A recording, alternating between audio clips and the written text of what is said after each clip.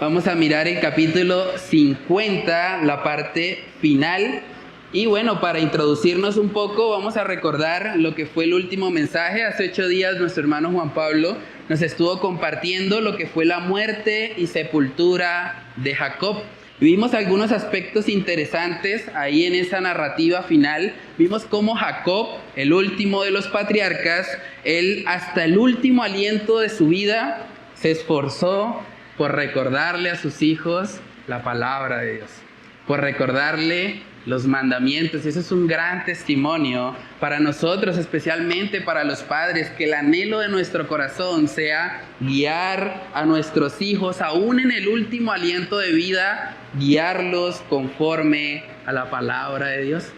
Vimos que después de la muerte de Jacob, José honró a su padre cumpliendo con la promesa que le había hecho de que él iba a ser sepultado en Canaán y no en Egipto. Y eso requirió un esfuerzo bastante grande de parte de José, pero él lo hizo porque él sabía que de esa manera estaba honrando la última voluntad de su padre. Y algo interesante que vimos ahí en la primera parte del capítulo 50 fue precisamente la prominencia del entierro. El entierro de Jacob fue uno de los eventos más impresionantes del mundo antiguo. De hecho, los historiadores coinciden en que probablemente este entierro fue el más honorable de todo el mundo antiguo, porque los restos de Jacob fueron desplazados hasta Canaán. Personas de Egipto que estaban acompañando a José en medio de su duelo se desplazaron hasta Canaán para participar de este entierro. Y las personas, moradores de Canaán, que conocían también a Jacob, estuvieron allí presentes. Entonces fue un evento extraordinario. De hecho, hoy en día aún tenemos registro del lugar donde Jacob fue enterrado. Vamos a ver una imagen donde podemos apreciar un poco eso, lo que fue la tumba de Macpela. Este es el lugar conocido ahí en la frontera que hay entre Israel y Palestina. Este es el lugar conocido como la tumba de los patriarcas. Aquí están sepultados Abraham con Sara, está sepultado también Isaac con Rebeca y está sepultado Jacob con Lea. Y es muy interesante porque cuando uno mira un poco acerca de la historia, se puede dar cuenta de que este lugar en particular, a lo largo de 2000 años, ha sido el centro de un conflicto bélico entre Israel y Palestina. Llevan 2000 años peleándose este sitio, tratando de alguna manera de tener el control de este sitio. De hecho, en estos mismos momentos que estamos compartiendo esta enseñanza, hay aún una zona de tensión ahí, porque es una de las zonas más peleadas, porque es un lugar sagrado tanto para el judaísmo como para el mundo musulmán. Pero saben que a la luz de la palabra de Dios y a la luz del cristianismo bíblico, para nosotros como cristianos, ese lugar no tiene más trascendencia que simplemente su valor histórico. De pronto es útil para conocer un poco más acerca de la historicidad de la Biblia, pero más allá de eso, no representa algo espiritual para los cristianos. Porque nosotros sabemos que Abraham no está ahí. Nosotros sabemos que Isaac no está ahí. Jacob no están ahí sepultados. Ellos creyeron con la mirada puesta en una promesa. Y ellos están experimentando de la presencia eterna de Dios. Entonces es interesante notar cómo este lugar de prominencia fue el lugar donde Jacob, el último de los patriarcas, fue sepultado. Y en ese contexto llegamos a lo que es la parte final de este libro de Génesis. Vamos a estar leyendo ahí los primeros 4 versículos, Génesis capítulo 50, desde el versículo 15 hasta el 18. Dice ahí la palabra de Dios: viendo los hermanos de José que su padre era muerto, dijeron: quizá nos aborrecerá José y nos dará el pago de todo el mal que le hicimos. Y enviaron a decir a José: tu padre mandó antes de su muerte, diciendo: así diréis a José, te ruego que perdones ahora la maldad de tus hermanos y su pecado, porque mal te trataron. Por tanto, ahora te rogamos que perdones la maldad de los siervos del Dios de tu padre. y José lloró mientras hablaban. Vinieron también sus hermanos y se postraron delante de él y dijeron: henos aquí por siervos tuyos. Vamos a orar para pedir la dirección del Señor. Padre, te damos muchas gracias, Señor, por permitirnos llegar hoy a la parte final de este libro de Génesis. Hemos estado casi 2 años estudiando verso a verso cada una de las verdades que tú has establecido en este libro, Señor, y te damos muchas gracias por eso. Gracias porque tú nos permites aprender día a día más de tu palabra, Señor.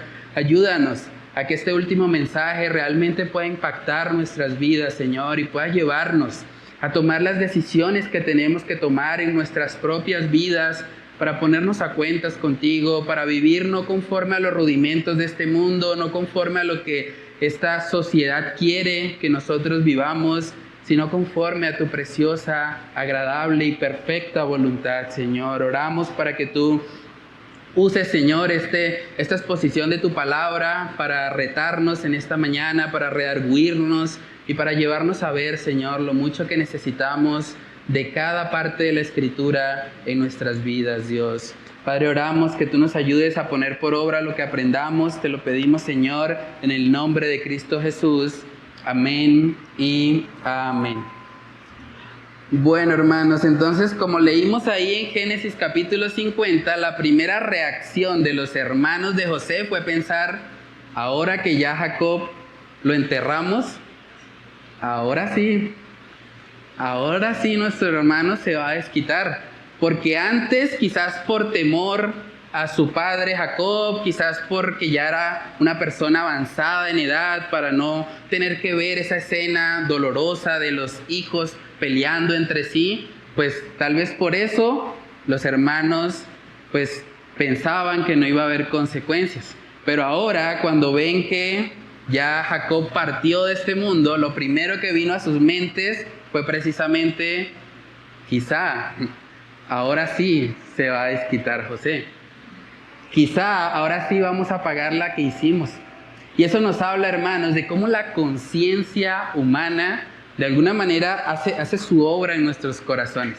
La conciencia es ese instrumento que Dios nos ha dado para darnos cuenta que hicimos algo mal y que eso que hicimos merece un castigo, merece justicia, y ellos lo sabían. Por eso inmediatamente surgió el temor en ellos. Ahora, lo interesante de esto es que ellos llevaban alrededor de 17 años juntos, porque Jacob llegó a Egipto cuando tenía 130 años y luego murió a los 147, es decir, hubo un periodo de 17 años en el que José con sus hermanos sí habían convivido juntos en Egipto. Y ahí es donde viene la pregunta: ¿qué pasó? ¿Por qué no habían hablado de este tema antes?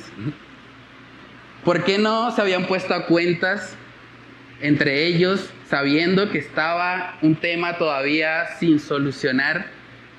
Esperaron tristemente los hermanos de José a que muriera Jacob y a verse prácticamente entre la espada y la pared para decidir tener una conversación que era sumamente importante. Por eso el primer punto que vamos a ver en esta mañana es una conversación evitada por más de 17 años. Una conversación evitada por más de 17 años. Había algo entre ellos. Ellos no habían estado a cuentas, no se habían pedido perdón. Vimos un encuentro de José con sus hermanos, pero cuando ese encuentro ocurrió, la reacción que tuvieron los hermanos fue simplemente quedarse sin palabras al ver después de tanto tiempo a José. Pero parece que en 17 años que compartieron, nunca se tomaron el tiempo de dialogar sobre lo que pasó. Tal vez hicieron una especie de tregua de no agresión. ¿Sabes qué, José? No hablemos de eso, tú no nos hablas a nosotros de eso y seguimos en paz. Pero saben que la paz que no está fundamentada en la verdad, que no está fundamentada en el perdón, es una falsa paz. Es una paz mentirosa. Y aquí queda en evidencia que no había paz en sus corazones. Ellos sabían que habían hecho mal. Ellos sabían que merecían un castigo. Dice ahí Génesis 50 en el verso 15: viendo los hermanos de José que su padre era muerto, dijeron: quizá nos aborrecerá José. y nos dará el pago de todo el mal que le hicimos. Ellos sabían que la relación con su hermano José no estaba en paz. Ellos sabían que no habían pedido perdón. En el capítulo 45, cuando José se da a conocer a sus hermanos, ellos no pronunciaron palabra alguna. Vamos a verlo, Génesis capítulo 45, en el versículo 3 dice: y dijo José a sus hermanos: yo soy José, ¿vive aún mi padre? José les está preguntando y miren su respuesta. Y sus hermanos no pudieron responderle, porque estaban turbados delante de él. Y uno puede entender que en un principio debió haber sido un choque emocional tremendo ver a José después de tantos años, después de pensar incluso que estaba muerto. Y tal vez en ese momento pudieron haberse quedado sin palabras. Pero pasar 17 años sin hablar del tema, 17 años sin pedirle perdón a su hermano por lo que le hicieron, eso ya se convierte en un pecado de omisión. Porque Dios nos manda puntualmente a los creyentes a que nosotros debemos ser personas que busquen la paz. Y si sabemos que hay algo que no está bien con alguien, deberíamos ser los primeros en buscar a esa persona y tratar de establecer la paz. Dice Romanos capítulo 12, en el versículo 18, dice: si es posible, en cuanto dependa de vosotros, estad en paz con todos los hombres. En cuanto dependa de nosotros, debemos estar en paz con todos los hombres. Entonces surge la pregunta: ¿por qué esperaron hasta la muerte de Jacob? ¿Por qué no lo hicieron inmediatamente después de estar allá en Egipto? ¿Por qué no lo hicieron durante 17 años que tuvieron la oportunidad de hacerlo? ¿Saben por qué? Porque en el corazón humano muchas veces preferimos una falsa paz a lidiar con los conflictos. Nos gusta y preferimos a veces establecer una tregua, decir: ¿sabes qué? Tú no me agredes, yo no te agredo, pero en paz y armonía no vamos a estar. Y es algo muy peligroso, hermanos. En cuanto a las relaciones interpersonales, es muy peligroso simplemente hacer un pacto de no agresión con alguien, pero no tener paz y armonía. Porque saben que el llamado de Dios para nuestras relaciones interpersonales es que podamos vivir en paz. A veces por nuestra naturaleza caída tendemos a evitar el conflicto. Y pasa mucho con los hombres, pasa mucho en los hogares, pasa en los matrimonios. Muchos hombres dicen: ¿saben qué? Mi esposa es tan complicada que mejor no le digo nada, que ella piense lo que quiera, yo voy a evitar el conflicto. Y como que todo el tiempo se están escapando de una situación de tensión, pero en últimas, evitar el conflicto no soluciona el conflicto. Evitar el conflicto incluso puede agrandar o aumentar el conflicto. De hecho, eso es lo que está pasando acá. Lo que está pasando acá fue que ellos por 17 años estuvieron evitando un conflicto, una conversación tal vez incómoda, pero ahora que Jacob ya no está, ahora el conflicto podría ser mucho mayor. Ahora ellos podrían experimentar consecuencias mucho más severas. Pero hermanos, tenemos que aprender por la gracia de Dios a poder enfrentar los conflictos bíblicamente. Bíblicamente el Señor nos ha dado las herramientas para que usted pueda estar en paz, en una genuina paz con su prójimo. Para que en los hogares no tengan que vivir haciendo un pacto de no agresión, haciendo una tregua, pero viviendo cada uno vidas independientes, sino que puedan vivir en genuina armonía, que puedan vivir en un matrimonio donde sean una sola carne, como es el diseño de Dios para el hogar. Es posible esto cuando lo hacemos a la manera de Dios. Dice ahí en Génesis capítulo 50, en el verso 16, dice: y enviaron a decir a José. Miren lo que hicieron estos personajes.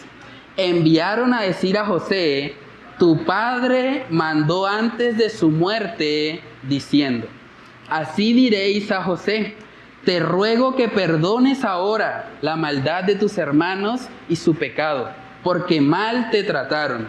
Por tanto, ahora te rogamos que perdones la maldad de los siervos del Dios de tu padre. Y José lloró mientras hablaban. Es muy probable, hermanos, que ellos inventaran esa historia. Ellos acababan de hablar con Jacob. Si Jacob tuviese algo que decirles, se los hubiese dicho antes de morir. O por lo menos les hubiese dicho, les dejé un recado con alguien, cuando yo me muera, escuchen a ese alguien. Pero no vemos nada de eso en la Escritura.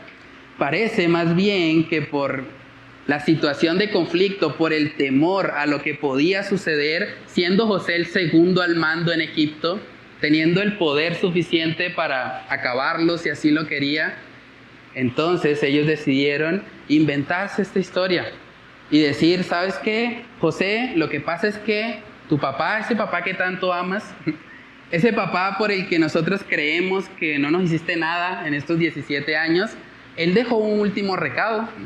No solamente él quería que lo enterraran allá en Canaán, él también quería algo muy importante, y es que nos perdones.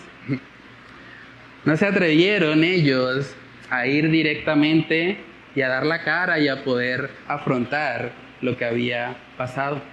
Pueden ver, hermanos, cómo evitar el conflicto solo termina aumentándolo. Evitar el conflicto a largo plazo siempre va a ser peor.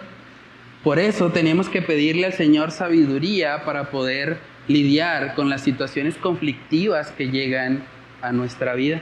Si después de que José se le reveló a sus hermanos, ellos hubiesen tenido un espacio para hablar sobre el problema, probablemente no tendrían que llegar a este extremo.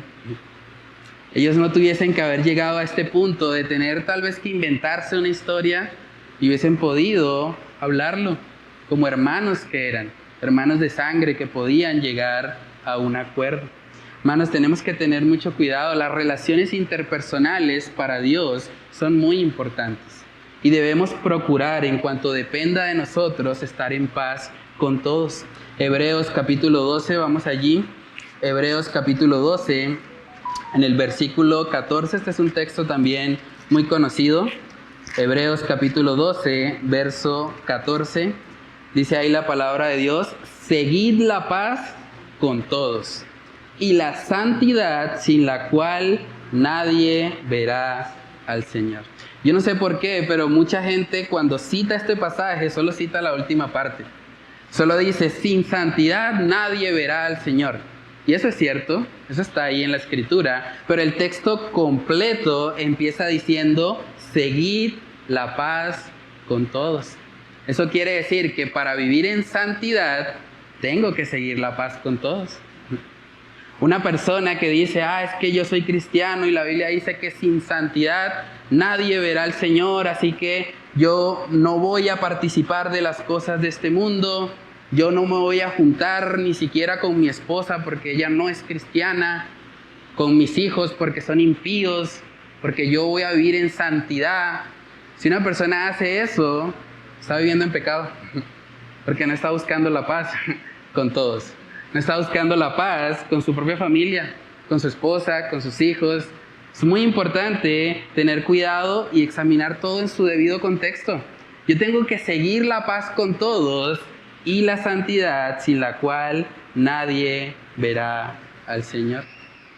Es muy importante trabajar, y Dios está interesado en nuestras relaciones interpersonales. Mateo capítulo 5, versos del 23 al 24. Mateo capítulo 5, versículos del 23 al 24, dice ahí la palabra de Dios. Por tanto, si traes tu ofrenda al altar y allí te acuerdas de que tu hermano tiene algo contra ti, miren lo que dice, deja allí tu ofrenda delante del altar y anda. Reconcíliate primero con tu hermano y entonces ven y presenta tu ofrenda. Saben que ese texto lo han tratado de ajustar a lo que sucede dentro de una iglesia. Pero Mateo capítulo 5, todavía no había iglesia. La iglesia formalmente inicia en Hechos capítulo 2. Entonces, ¿a qué se refiere una ofrenda en el altar? Está hablando del templo judío. Ir a presentar una ofrenda al altar era un acto religioso público. Era decirle al mundo, yo soy cristiano o yo soy judío en ese contexto y quiero ponerme a cuentas con mi Dios. Pero es tan importante las relaciones interpersonales para Dios que Dios dice, ¿sabes qué? Si tú no estás bien con tu hermano, No me vengas a presentar aquí ofrendas. No vengas a dártelas de religioso. No vengas a mostrar que tú eres una persona piadosa. Más bien, ponte a cuentas con tu hermano primero y entonces sí estarás listo para poder presentar la ofrenda en el altar. El contexto de este pasaje no era la iglesia, era el templo judío. Y para Dios es muy importante que nuestras relaciones interpersonales estén en paz, estén bien, por lo menos en cuanto dependa de nosotros. Deberíamos hacer lo humanamente posible por vivir en paz con todos. Es lo que dice Hebreos 12. Seguid la paz con todos y la santidad, sin la cual nadie verá al Señor. Hermanos, saben que uno de los lugares donde es más difícil cumplir con esto es justamente en el hogar. En la iglesia usted puede estar en paz conmigo, nos vemos 2-3 días a la semana, de pronto un poco más, pero poco tiempo. Pero el que vive con usted, que pasa 24 horas a su lado, que tiene que lidiar con sus problemas de carácter, que tiene que lidiar con sus desánimos, con sus cambios de humor, es difícil estar en paz con esa persona, ¿cierto? Es difícil en el hogar mantener la paz. Y no debemos olvidar que lo que estamos estudiando en Génesis 50 es un contexto familiar. Son hermanos de los que están ahí discutiendo, los que han tenido dificultades, los que han tenido problemas. Y a lo largo de todo el libro de Génesis hemos visto los conflictos que se presentan en las familias. Y eran familias de creyentes y habían problemas ahí. Entonces es muy importante. Nosotros tenemos que trabajar arduamente por buscar la paz, principalmente en nuestro hogar, porque es ahí donde Satanás también está tratando de generar guerra, está tratando de generar división, está tratando de separar lo que el Señor ha unido. Primera de Pedro capítulo 3 vemos una advertencia muy grande, sobre todo para los esposos. Primera de Pedro capítulo 3 en el versículo 7 dice ahí: vosotros maridos igualmente vivid con ellas, está hablando de las esposas, sabiamente, dando honor a la mujer como a vaso más frágil y como a coherederas de la gracia de la vida, para que vuestras oraciones no tengan estorbo. Imagínense eso. Pastor, es que yo siento que mis oraciones como que no pasan del techo. Yo siento que mi relación con Dios está mal, está fría. Bueno, ¿qué tal si empiezas por darle honor a la mujer que Dios te dio? ¿Qué tal si empiezas por tratarla como a vaso más frágil, como algo delicado, como algo valioso? Tal vez la razón por la que tu relación con Dios no está bien es porque tu relación con tu esposa está mal. Es porque necesitas aprender a tratarla como Dios dice que la trates. Porque Dios no va a estar contento en que tú estés tratando a una de sus hijas ásperamente. Que tú estés tratando a una de sus hijas con falta de ternura. Que estés tratando a una de sus hijas de forma egoísta. Dios no va a estar contento con eso. Entonces es muy importante, hermanos. Ven cómo las relaciones interpersonales son importantes para Dios, aún las relaciones que tenemos en el hogar. Este miércoles justamente estuvimos en nuestra reunión de miércoles de familia, el último miércoles de cada mes fue este miércoles que pasó. Estuvimos hablando de la resolución de conflictos, porque en los hogares, aún en los hogares cristianos, hay conflictos y tenemos que saber cómo solucionarlos, porque la Biblia nos da el manual perfecto para saber cómo enfrentar las dificultades, las tensiones que se pueden presentar en el hogar. Y una de las formas de no solucionar los conflictos es precisamente evitándolos. Lo que hicieron los hermanos de José por 17 años fue simplemente no hablar del tema, pero ahora se le convirtió en una bola de nieve. Lo mismo pasa en el hogar. Nosotros tenemos que mantener una buena comunicación en casa, tenemos que estar continuamente buscando la paz, no solamente apagando incendios. Hay parejas que solo hablan cuando hay problemas. Cuando hay una situación de tensión, entonces ahí hablan. Pero eso es muy peligroso, porque eso lo que está haciendo es añadir todo el tiempo tensión entre los dos. Pero si día a día, por la gracia de Dios, intentan cultivar una buena comunicación, cultivar la hermandad en Cristo si ambos son creyentes, mantener un buen intercambio comunicativo, eso les va a ayudar. Les va a ayudar para que cuando venga la situación de tensión no estén apagando un incendio, sino más bien estén cooperando juntos para ayudarse el uno al otro. Y es muy importante eso. Necesitamos los principios para la resolución de conflictos, para evitar que nos pase lo que le está pasando aquí a los hermanos de José. Si seguimos leyendo ahí en Génesis capítulo 50, Génesis 50 dice: así diréis a José, te ruego que perdones ahora la maldad de tus hermanos y su pecado, porque mal te trataron. Por tanto, ahora te rogamos que perdones la maldad de los siervos de tu padre. Miren la reacción de José. Y José lloró mientras hablaba. Vinieron también sus hermanos y se postraron delante de él y dijeron: henos aquí por siervos tuyos. Y es interesante, ¿no? La Biblia no nos dice puntualmente por qué José estaba llorando. Se ha especulado mucho al respecto. Algunos dicen que él estaba llorando porque estaba triste o decepcionado de ver que sus hermanos tuviesen ese concepto de él. Porque básicamente lo que estaban mostrando sus hermanos acá era que pensaban que José era una persona vengativa. Pensaban que José, pues, se iba a desquitar, porque ahora Jacob no estaba. Y puede ser que eso le haya causado tristeza a José al punto que empezó a llorar.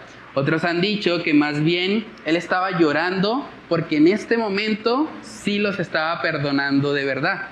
Pero es un poco raro llegar a esa conclusión, porque si miramos desde la primera vez que ellos se encontraron, en el capítulo 45, José lloró. De hecho, era parte del carácter de José. Por lo menos en 10 ocasiones en el libro de Génesis vemos a José llorando. Era un hombre muy sensible.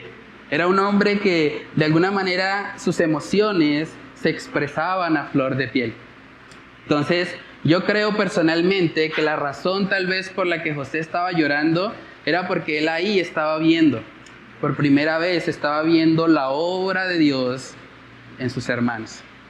Estaba viendo cómo sus hermanos estaban dando frutos de arrepentimiento.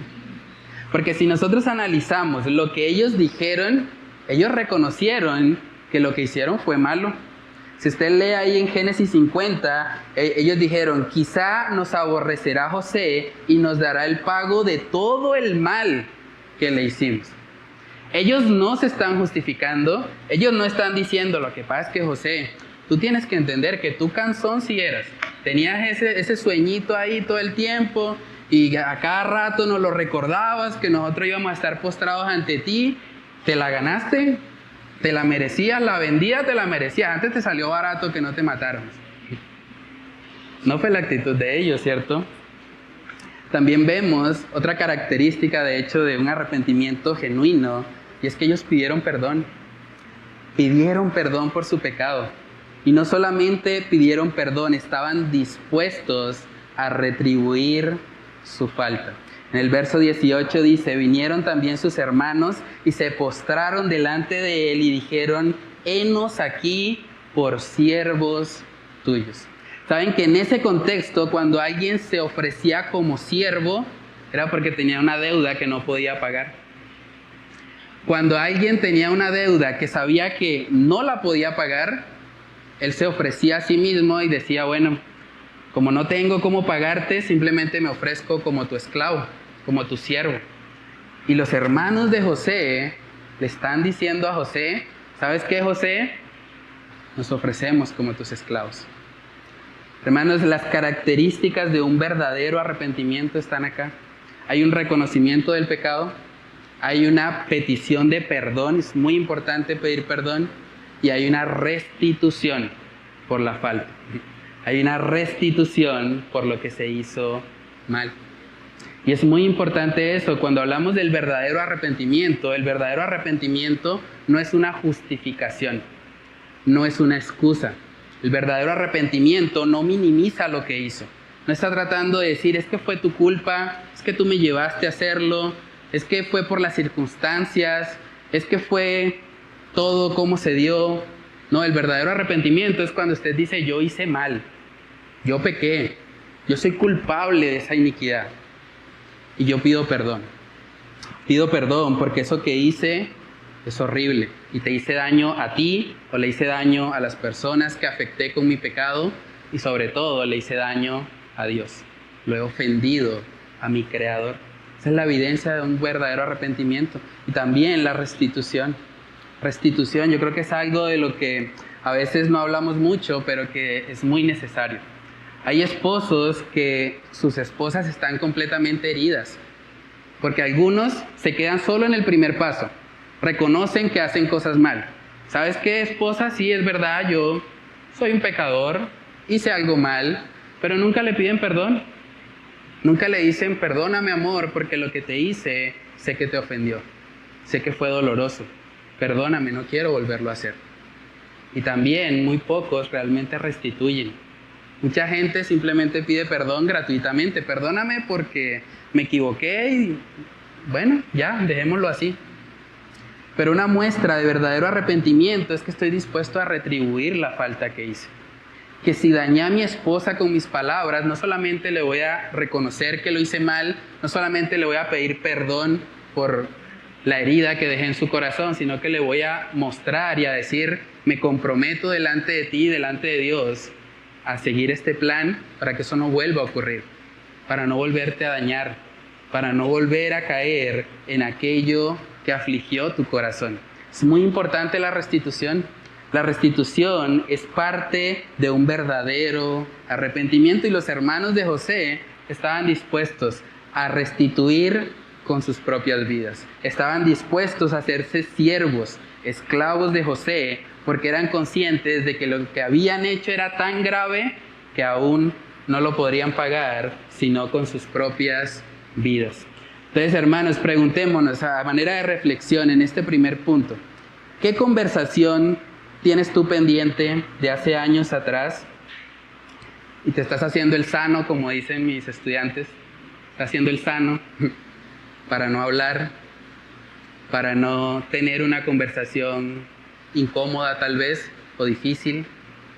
Es muy importante. Yo creo que en un grupo como este es muy probable de que haya conversaciones pendientes. Tal vez no hace 17 años, pero tal vez hace 6 meses. Tal vez hace 2 años. Tal vez hace 5 o 10 años, incluso tal vez más de 17 años. Tal vez hace mucho no te hablas con alguien, tienes una mala relación y decidiste hacerte el sano. Decidiste dejarlo así.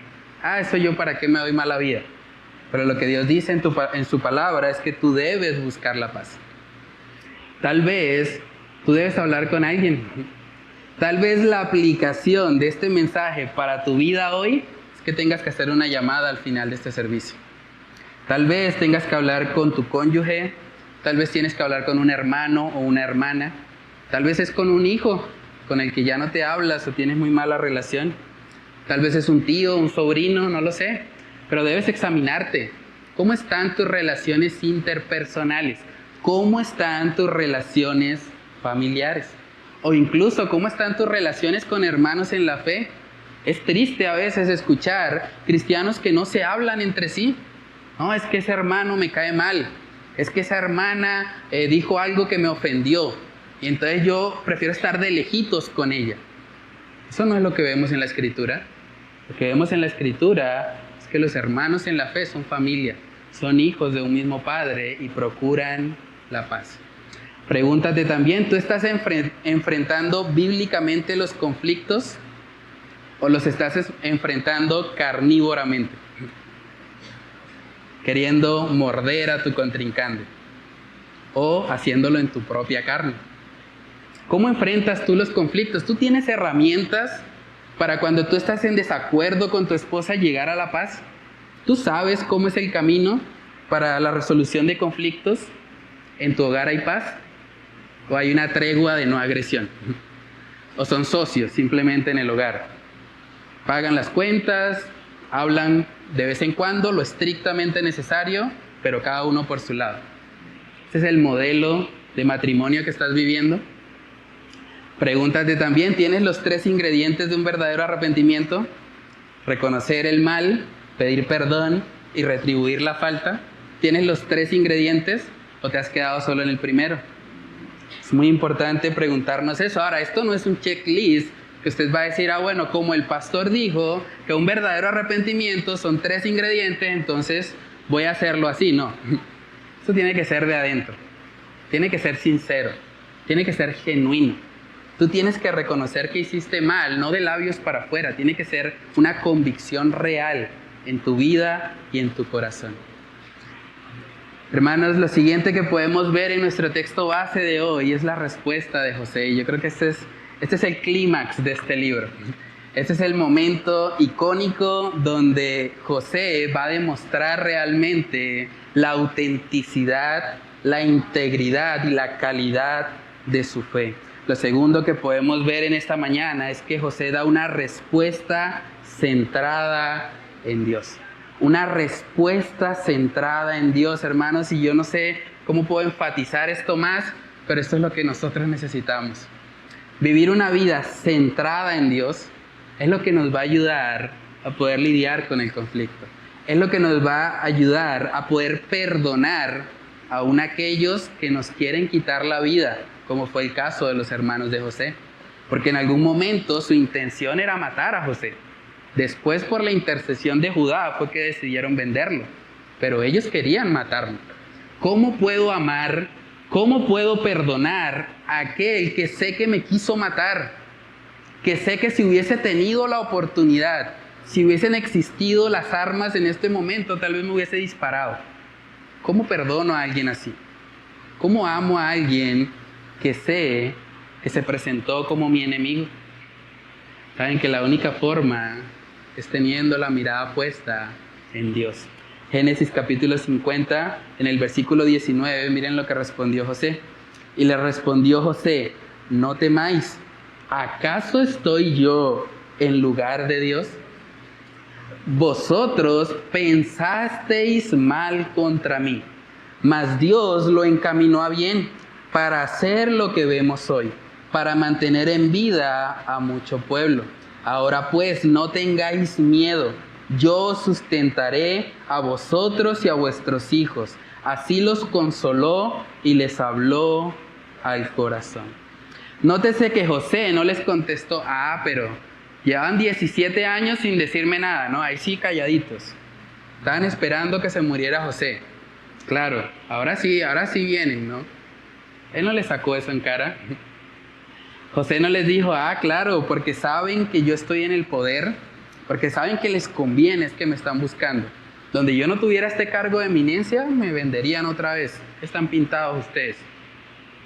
Él no hizo eso. Tampoco condicionó el pecado.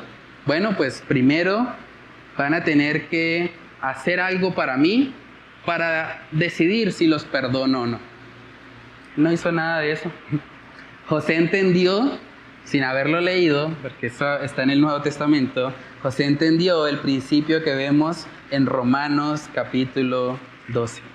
Romanos capítulo 12, versículo 19, dice ahí la palabra de Dios, no os venguéis vosotros mismos, amados míos, sino dejad lugar a la ira de Dios, porque escrito está, mía es la venganza, yo pagaré, dice el Señor. Así que si tu enemigo tuviere hambre, dale de comer. Si tuviere sed, dale de beber. Pues haciendo esto, ascuas de fuego amontonarás sobre su cabeza. No seas vencido de lo malo, sino vence con el bien el mal. José no les pagó con la misma moneda, no se vengó, no sacó provecho de su posición de autoridad en Egipto, sino que él demostró con una fe genuina, con una mirada puesta en Dios, él demostró que su confianza no estaba puesta en retribuirle al otro lo que le hizo o en vengarse. Más bien, él mostró, Dios está al control de eso. ¿Soy yo acaso Dios para vengarme de ustedes? Dios me guarde de eso. Más bien, la actitud de José fue la actitud que debemos tener como cristianos. No vengarnos, sino dejar lugar a la ira de Dios. Dios conoce cada situación injusta que sucede en nuestra vida. Y Dios ha de dar a cada cual lo que merece. Eso lo enseña la palabra. Dios es justo. El juez es Dios, no nosotros. Entonces, cuando entendemos eso, vamos a poner en evidencia realmente dónde está nuestra confianza. Hermanos, y esto no se trata simplemente de tener un conocimiento teórico acerca de Dios.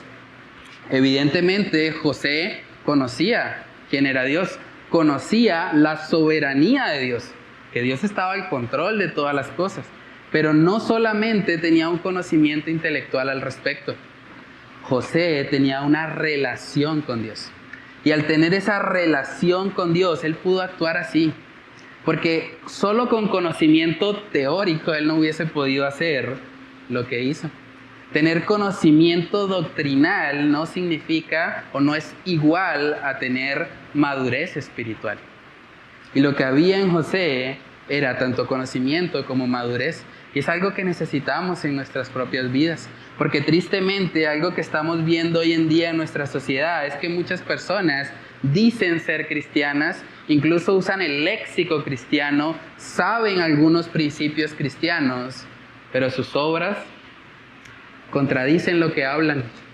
Y eso es lamentable.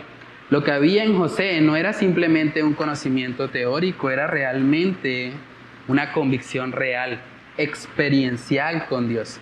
Y al poder vivir esa relación con Dios, él podía dar de gracia lo que por gracia había recibido. Efesios capítulo 4, versículos del 31 al 32, ahí vemos la clave para el perdón. Hermanos, tenemos que entender que el perdón, al igual que el amor, es una elección. Usted no siente perdonar, usted elige perdonar. Hay una diferencia en eso. Lo que José hizo fue decidir perdonar a sus hermanos. Él no está obviando lo malo que ellos hicieron. De hecho, él lo llamó por su nombre. Él dijo, vosotros pensasteis mal. Lo que ustedes hicieron fue malo. José no trató de minimizar eso, ni decir que no fue tan grave, que es que éramos tan jóvenes, es que no sabíamos lo que hacíamos, no. Él llamó las cosas por su nombre, pero pudo perdonar. ¿Y saben por qué? Porque aplicó el principio que vamos a ver en Efesios 4:31. Dice ahí, quítense de vosotros toda amargura, enojo, ira, gritería y maledicencia y toda malicia. Antes, óigase bien, sed benignos unos con otros, misericordiosos, perdonándoos unos a otros, y miren el estándar, como Dios también os perdonó a vosotros en Cristo Jesús. Hermanos, la clave para perdonar las ofensas que recibimos es recordar que hemos sido perdonados en Cristo Jesús. Déjame preguntarte con el mayor respeto del caso, ¿quién eres tú para no perdonar? ¿Quién eres tú? Si tú eres un cristiano que has sido salvado por pura gracia, porque merecías el infierno, ¿quién eres tú para negarle el perdón a alguien que te ofende? ¿Quién eres tú para decir, yo no voy a perdonar a aquel que me hizo daño, a aquel que me hirió? ¿Quién te crees? Si tú eres creyente, si tú has recibido la gracia de Dios, tú estás llamado a dar de gracia lo que por gracia has recibido. Tú, así como has sido receptor de una gracia que no merecías, también debes poder perdonar a otros.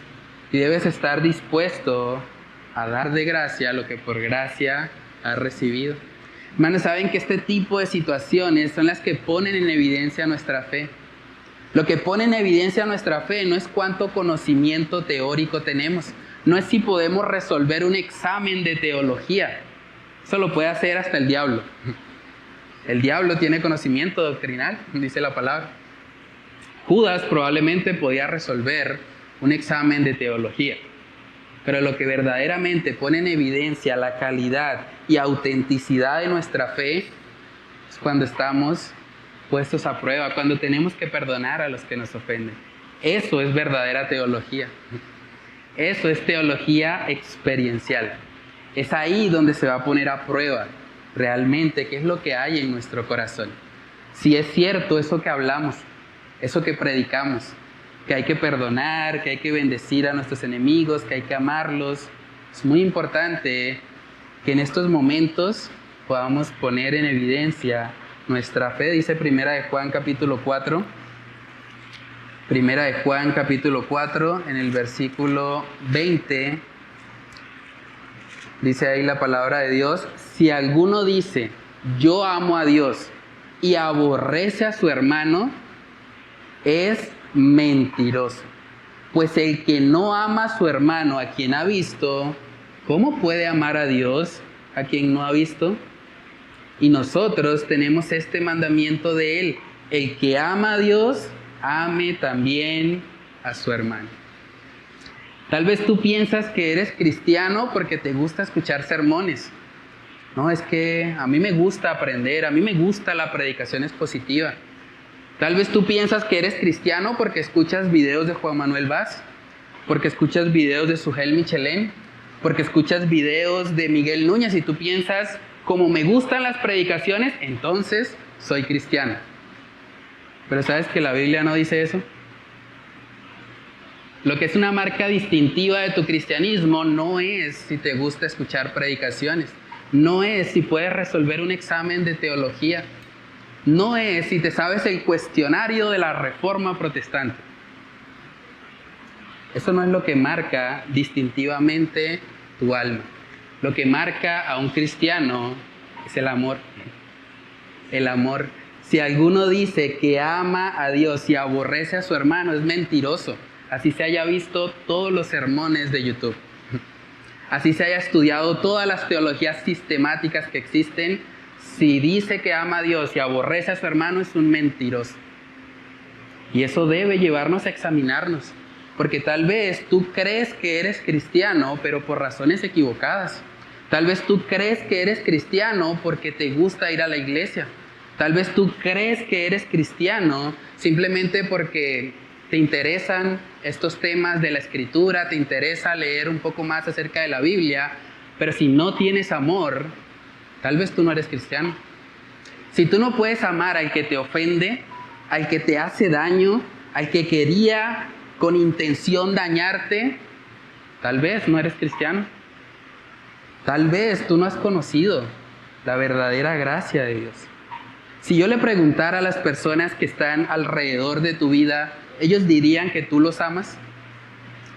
Si vamos a hacer una prueba para mirar la calidad o la autenticidad de su fe, las personas más cercanas a tu vida, si yo les preguntara, ¿ellos responderían que tú les amas?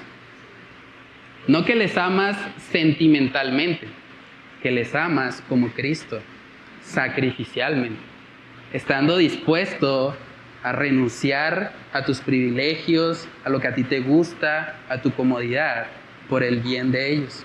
¿Realmente podrían decir ellos eso? Saben que José amó a sus hermanos sin que ellos lo merecieran. No había nada en los hermanos de José que los hiciera merecedores del amor de José, pero aún así José decidió hacerlo. Porque la mirada de José no estaba puesta en lo que le hicieron. La mirada de José no estaba simplemente en un conocimiento teórico acerca de Dios. La mirada de José no estaba simplemente en una canción. La mirada de José estaba puesta en el Dios soberano. Y esa verdad había impregnado su vida, había impregnado su corazón, al punto que él pudo decir la frase icónica del libro. Génesis 50, verso 20. Vosotros pensasteis mal contra mí, mas Dios lo encaminó a bien, para hacer lo que vemos hoy, para mantener en vida a mucho pueblo. Hermanos, esto no es simplemente una frase doctrinal. Esto salió del corazón de José. Esto era algo que había impactado su corazón. Una visión correcta de la soberanía de Dios nos enseña a sufrir correctamente. Una visión correcta de la soberanía de Dios nos enseña a sufrir correctamente. Y usted dirá, ¿cómo así, pastor? ¿No se supone que si soy cristiano no debería sufrir? Bueno, donde le dijeron eso, le mintieron. Esas iglesias que dicen que si usted viene a Cristo se van a acabar sus problemas, son unas iglesias mentirosas. Son hijas de su padre, el diablo. Porque lo que enseña la Escritura y lo que Jesús mismo enseñó es: en el mundo tendréis aflicción. Entonces, ¿cómo lidiamos con la aflicción de este mundo caído? Jesús dice, confiad que yo he vencido al mundo. Lo que José lo sostuvo en medio de esta difícil prueba fue recordar la soberanía de Dios. Fue recordar que Dios está en su trono, que Dios está al control, y aunque sus hermanos quisieron hacerle daño, Dios lo encaminó para bien, para salvar a mucho pueblo. ¿Saben qué significa eso, hermanos? Que cada situación de maldad que sucede en nuestra vida, Dios la puede encaminar para bien. ¿No les da alegría eso? Saber que aún la situación de dolor y de aflicción que llega a su vida, Dios la puede encaminar para bien.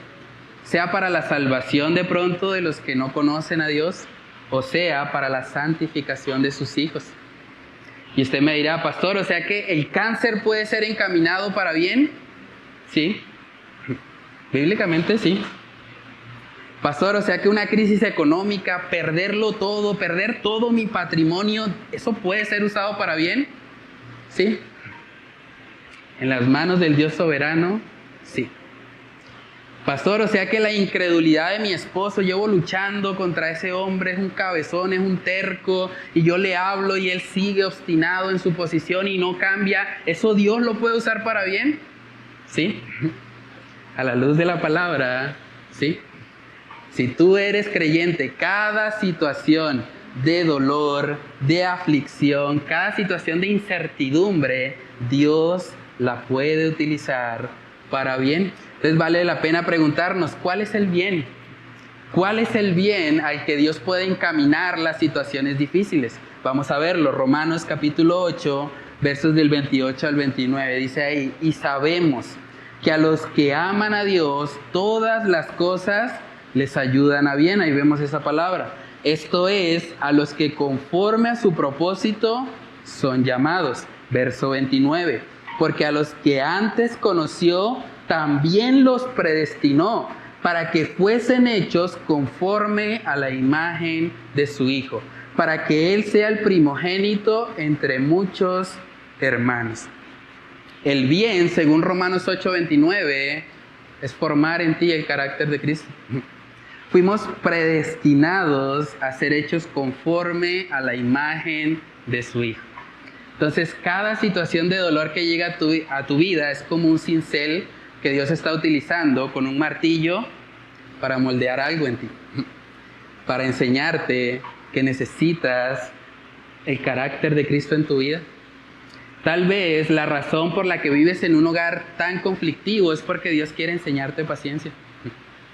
Dios quiere enseñarte a crecer en amor sacrificial. Dios quiere enseñarte a que tengas gozo, un gozo que no depende de la circunstancia, un gozo que depende en Dios. Y saben que el mayor ejemplo de convertir el mal en bien o de encaminar el mal para bien es precisamente lo que sucedió en la cruz del Calvario. Yo no creo que haya un acto de maldad más grande que haber matado al Hijo de Dios. Un acto de maldad más grande que haber crucificado a aquel que era inocente.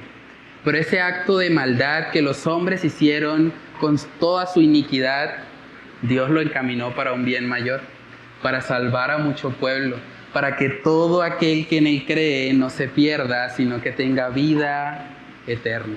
Dios tiene el poder de encaminar aún las situaciones de dolor, de aflicción, de maldad de los hombres. Dios lo puede encaminar para bien. Primera de Pedro capítulo 3, versos del 17 al 18, dice ahí la palabra, porque mejor es que padezcáis haciendo el bien, si la voluntad de Dios así lo quiere, que haciendo el mal. Porque también Cristo padeció una sola vez por los pecados, el justo por los injustos, para llevarnos a Dios, siendo a la verdad muerto en la carne, pero vivificado en espíritu. Sufrir, hermanos, no solamente nos hace imitadores de Cristo. Sufrir también nos capacita para consolar a los que sufren, para consolar a los que pasan por incertidumbre, por una enfermedad, por dolor, por problemas económicos. ¿Quién mejor para consolar a alguien que sufre que aquel que también ha sufrido? Génesis capítulo 50 en el verso 21 vemos que eso fue lo que José hizo. José terminó consolando a los que habían querido matarlo. Génesis 50 verso 21 dice: ahora pues no tengáis miedo, yo os sustentaré a vosotros y a vuestros hijos. Así, miren lo que hizo, los consoló y les habló al corazón. Los consoló y les habló al corazón. Tras de que estos hermanos lo intentaron matar, lo vendieron a una nación pagana, José los consuela. Josué decide hablarles a su corazón. Y eso también debe retarnos a nosotros. Déjame preguntarte a manera de aplicación, ¿cómo reaccionas tú cuando eres ofendido? ¿Cómo reaccionas tú a un verdadero examen de teología, donde se ponga a prueba realmente tu fe? ¿Cómo reaccionas tú cuando te hacen daño? Amar a los que nos aman, eso lo hace hasta el mundo incrédulo. Pero amar al que me daña, amar al que me insulta, amar al que me ofende, amar al que busca activamente hacerme el mal, es algo que solo puedo hacer estando en Cristo. ¿Cómo reaccionas tú cuando te dañan, cuando te ofenden? ¿Los castigas con el látigo de la indiferencia? Ese hermano me ofendió, no le vuelvo a hablar. Y si me lo encuentro en la calle, me cruzo el andén. ¿Esa es tu reacción?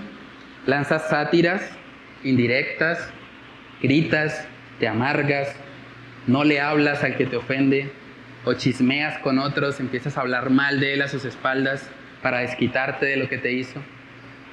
¿Cuál es tu actitud cuando eres ofendido? Debemos preguntarnos eso. Todos aquí hemos sido ofendidos alguna vez. ¿Cómo reaccionamos cuando eso sucede?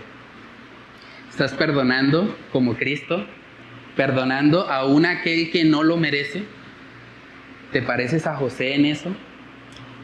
Pregúntate también, ¿cuál es tu perspectiva acerca del sufrimiento? ¿Tú eres de los que piensa que cada dolor o aflicción que llega a tu vida es una maldición? ¿Es el diablo que te quiere robar tu bendición? ¿Esa es tu perspectiva del sufrimiento? ¿O estás viendo al Dios soberano, aún en medio de tu adversidad, aún en medio de lo que no entiendes? Porque saben, es fácil decir esto habiendo leído el libro de Génesis, pero decir esto en medio de la incertidumbre, decir esto cuando no sabes si vas a vivir el día de mañana, cuando no sabes si el cáncer que te diagnosticaron es terminal, cuando no sabes si la crisis económica en la que estás es definitiva y no te vas a poder levantar. Cuando estamos en incertidumbre, requiere fe creer esto. Requiere fe creer que ese mal, que ese dolor y que esa aflicción Dios lo va a encaminar para bien. Cuando vemos el final de la historia, claro, ahí es fácil decirlo. De hecho, el mismo José le costó. José dijo esto finalizando el libro. Durante 26 años que estuvo lidiando con el hecho de haber sido vendido, él no estaba diciendo esta frase. La dijo ya al final, después de un trato especial de Dios en su vida. Y yo creo que necesitamos muchas veces también ser tratados por Dios para poder creer las verdades bíblicas. Porque es fácil ser cristiano acá. Es fácil ser cristiano de memoria, simplemente de conocimiento teórico. Pero llevar el cristianismo a la práctica es algo que solo podemos hacer en el poder de Dios. Pregúntate también, ¿tú tienes la capacidad de consolar a aquel que te ofende? ¿Tú tienes la capacidad de bendecir al que te hace daño? Tú tienes la capacidad de sustentar, porque fue lo que José hizo. Los sustentó a ellos, a sus hermanos y a sus hijos. Si tú tuvieses la capacidad económicamente para sustentar a alguien que te ha ofendido, ¿lo harías? Aquel que es tu enemigo, ¿le darías de comer? ¿Le darías de beber? ¿Podrías hacer eso? Hermanos, lo que vemos aquí en la vida de José es teología de la más alta calidad. Es teología práctica, es teología vivida. Y es el llamado también que tenemos como creyentes. Pero saben que a pesar de lo bonito que es la historia de José, a pesar de todo lo que hemos aprendido en este libro de Génesis, al final, ¿saben cómo termina la historia de José? En muerte. El tercer y último punto en esta mañana es que José también se murió. José también se murió. Abraham se murió, Isaac se murió, Jacob se murió y José no se escapó de eso. José también se murió. Génesis 50, verso 22 dice: y habitó José en Egipto, él y la casa de su padre.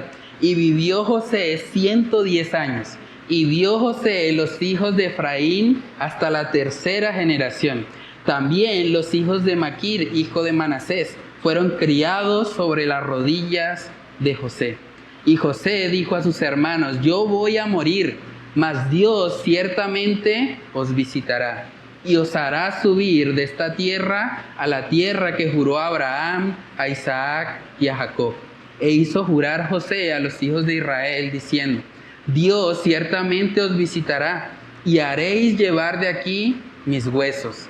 Y murió José a la edad de 110 años y lo embalsamaron y fue puesto en un ataúd en Egipto. José tuvo una vida piadosa, tuvo una vida relativamente larga, vivió 110 años, fue grandemente bendecido, pudo ver hasta la tercera generación de su descendencia. José fue un hombre íntegro, fue un hombre que caminó conforme a los principios que hemos estudiado a lo largo del libro de Génesis. Pero saben, al final José se murió. José se murió. Todo lo que hizo en últimas terminó. La muerte llegó a la vida de José. Cada personaje bíblico que hemos estudiado en este libro de Génesis murió. Adán murió, Caín murió, Abel murió, Set murió, Noé murió, Abraham murió, Isaac murió, Jacob murió y ahora José murió. Todos murieron. Ahora, lo interesante de esto es que el libro de Génesis empezó con un paraíso sin muerte. Y lo que cada uno de estos personajes bíblicos nos está enseñando es que la palabra de Dios se cumple. La paga del pecado es muerte. Ese ser humano que vivió en el jardín del Edén, que tuvo el privilegio de estar en comunión permanente con Dios, cuando decidió pecar, le dio entrada a la muerte al mundo. Romanos capítulo 6 en el verso 23 dice: porque la paga del pecado es muerte, mas la dádiva de Dios es vida eterna en Cristo Jesús, Señor nuestro. Lo que nos está mostrando este primer libro de la Biblia es que Dios es justo y Dios cumple con lo que ha establecido. Dios estableció que aquel que comiera de fruto prohibido ciertamente iba a morir, y de ahí en adelante todas las generaciones se dedicaron a pecar y a hacer lo contrario a lo que Dios había establecido. Y por eso cada uno de estos personajes bíblicos murió. Ahora, hermanos, a veces no nos gusta pensar mucho en la muerte, pero no solamente los personajes bíblicos de Génesis murieron.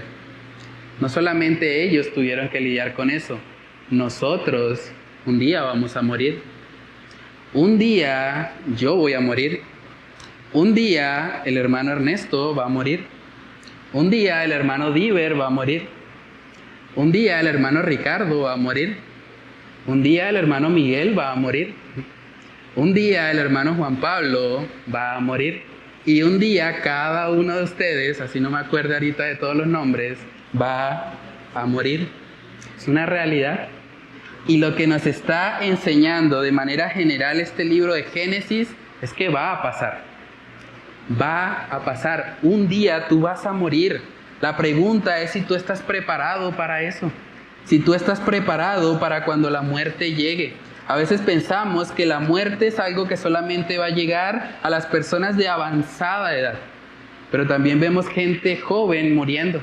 Gente de menos de 20 años que está en el cementerio. La pregunta es si tú estás listo para la muerte. Hebreos capítulo 9, verso 27 dice: y de la manera que está establecido para los hombres que mueran una sola vez y después de esto el juicio, así también Cristo fue ofrecido una sola vez para llevar los pecados de muchos y aparecerá por segunda vez sin relación con el pecado para salvar a los que le esperan. Déjame preguntarte honestamente, si tú murieras hoy, ¿estás listo para este juicio?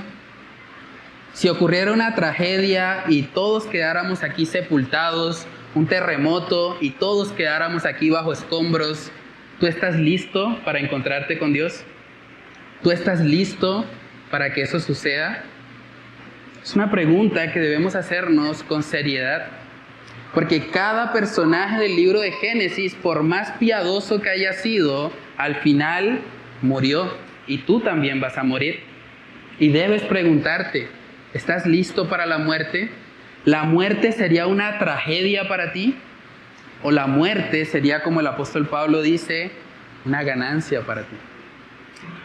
¿Qué legado estás dejando hoy? Si alguien evaluara tu vida hasta hoy, ¿podría decir que tú viviste para Dios? ¿Podría decir que el enfoque de tu vida no estuvo en lo terrenal, no estuvo en los afanes de este mundo, sino que estuvo en el Señor? ¿Podría genuinamente decir eso alguien que observa tu vida? Hermanos, José se encargó también de dejarle una comisión a sus hijos. José, al igual que Jacob, quiso asegurarse de que su muerte no pasara simplemente desapercibida, sino que él les pidió algo especial. Ahí en Génesis capítulo 50, en el verso 25, dice: e hizo jurar José a los hijos de Israel diciendo: Dios ciertamente os visitará y haréis llevar de aquí mis huesos. Y murió José a la edad de 110 años y lo embalsamaron y fue puesto en un ataúd en Egipto. Lo que José pidió básicamente fue que sus huesos fuesen enterrados en Israel. Y eso es un acto de fe, porque hasta este momento Israel no existía. Hasta este momento simplemente ellos estaban siendo gobernados por Egipto. Pero él sabía en fe, a pesar de que José nunca recibió directamente la promesa de Dios, la promesa que venía para la descendencia de Abraham, Isaac y Jacob, él la conocía. Y puso su confianza en eso a tal punto que le dijo a sus hermanos y a sus hijos que sus restos, sus huesos, fuesen enterrados en Israel, una tierra que no existía. De hecho, en la promesa que Dios le dio a Abraham, decía que 400 años después era que ellos iban a recibir esa tierra.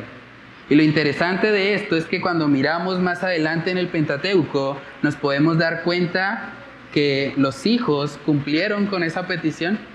Los hijos de José lo honraron así como él había honrado a su padre Jacob.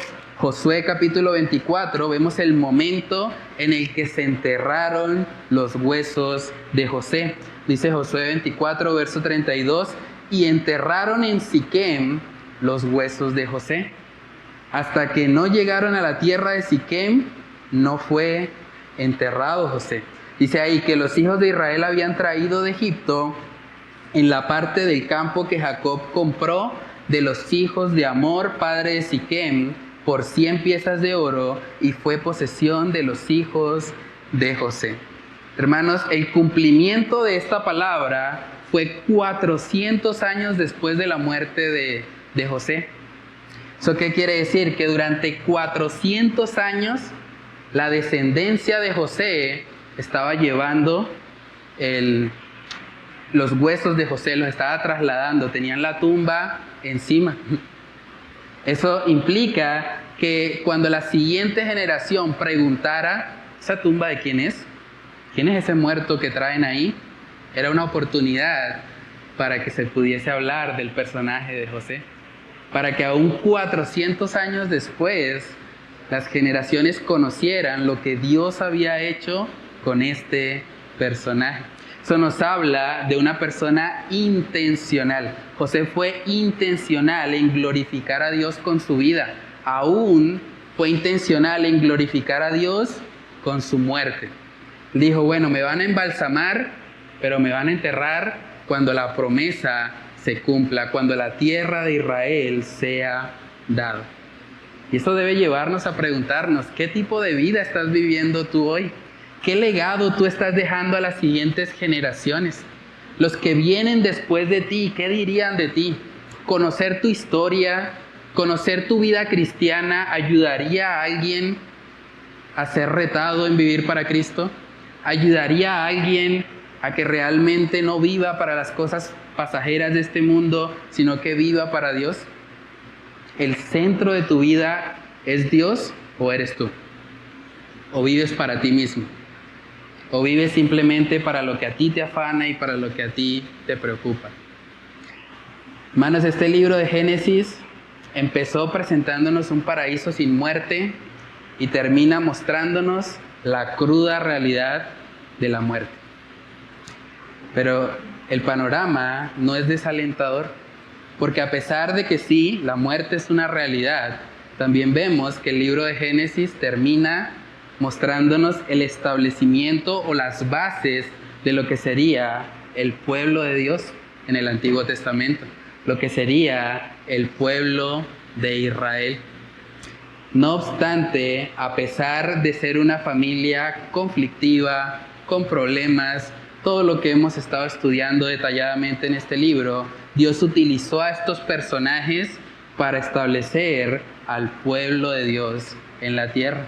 Y de la misma manera hoy Dios establece una iglesia. El pueblo de Dios en el Nuevo Testamento ahora es la iglesia. La iglesia, a pesar de ser también una familia conflictiva, una familia donde no siempre hay paz, donde a veces también hay divisiones, donde a veces también hay rencor, donde a veces hay falta de perdón entre sus miembros, la iglesia es el medio que ahora Dios ha establecido para anunciar al mundo las buenas nuevas de salvación. Y necesitamos ser conscientes de eso, para que podamos unirnos a una iglesia a pesar de sus imperfecciones y podamos ser usados por Dios para alcanzar a este mundo con el Evangelio. Lo que a Dios le place precisamente es utilizar a gente imperfecta para lograr sus propósitos perfectos. Y ahora esto que vemos en el libro de Génesis de alguna manera se traslada a lo que nosotros tenemos que hacer hoy como iglesia. Y eso es básicamente la introducción de lo que va a ser la nueva serie que iniciaremos el próximo domingo, donde hablaremos de la iglesia. La iglesia, una familia también conflictiva, también con sus problemas, pero que está llamada por Dios a ser el instrumento para anunciar las buenas nuevas de salvación. Entonces, hermanos, para finalizar vamos a leer un texto que está en Juan capítulo 5. Juan capítulo 5, en el versículo 24, vimos que el libro de Génesis termina con una muerte física, pero la muerte física no es una tragedia si estamos en Dios. La muerte física, si estamos en Dios, de hecho, es ganancia, dice el apóstol Pablo. Dice Juan capítulo 5, verso 24, de cierto os digo, el que oye mi palabra y cree al que me envió, tiene vida eterna y no vendrá a condenación, mas ha pasado de muerte a vida. Ha pasado de muerte a vida. Dios ha hecho provisión para que la muerte no sea una tragedia para ti. Para que la muerte sea la oportunidad para unirte eternamente con Él. Pero para que eso suceda hay dos condiciones. Dice ahí el texto, de cierto os digo, el que oye mi palabra, tal vez tú has estado oyendo este mensaje, tal vez te has identificado con algunas partes de la historia de José, pero no basta con eso. Dice, el que oye mi palabra y cree al que me envió, tiene vida eterna. El que oye mi palabra y cree. La pregunta es, ¿has creído en Cristo? ¿Has creído en Cristo para vida eterna? ¿Has creído que en tus obras no puedes salvarte? ¿Has creído realmente la promesa que Él ha hecho de que todo aquel que en Él cree no se pierde, sino que tiene vida eterna? ¿Tú has creído eso en tu corazón?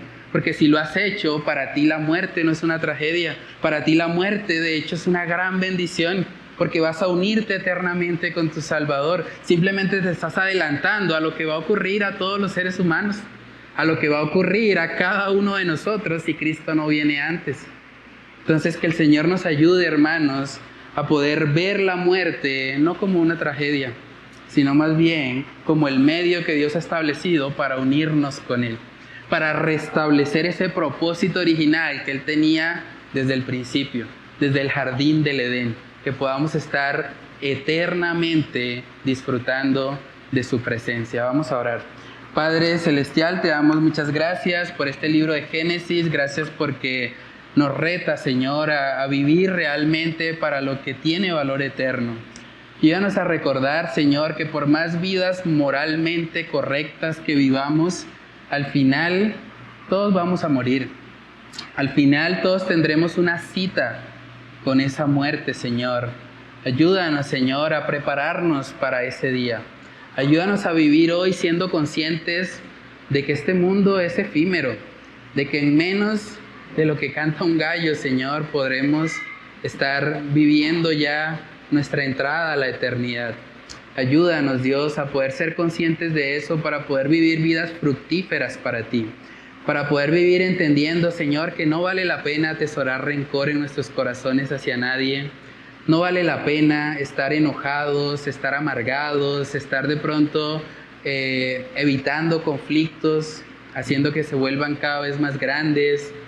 Ayúdanos a recordar, Señor, que más bien debemos vivir para aquello que es eterno, para aquello que tiene un valor que trasciende más allá del polvo, más allá de nuestras propias vidas, Señor.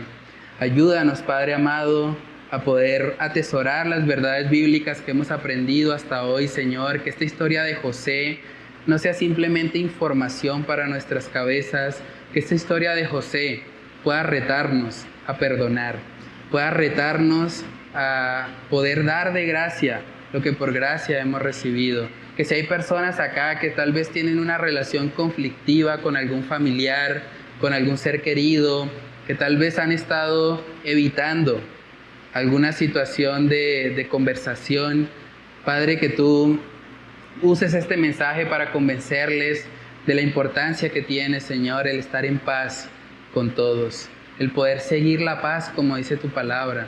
Ayúdanos, Señor, a ser conscientes que para ti las relaciones interpersonales son importantes y que por lo tanto, Señor, estamos llamados a vivirlas en paz, armonía, en unidad, Señor, como tu palabra nos enseña.